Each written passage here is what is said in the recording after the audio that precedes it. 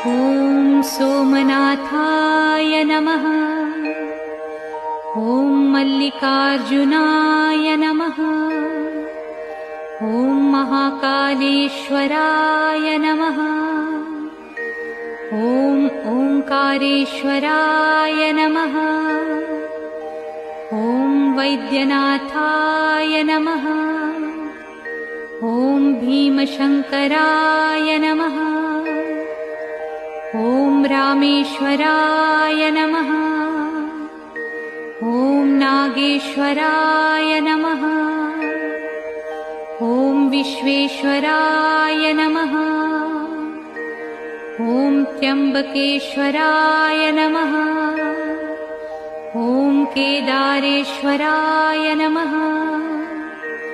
ॐ भुस्मेश्वराय नमः।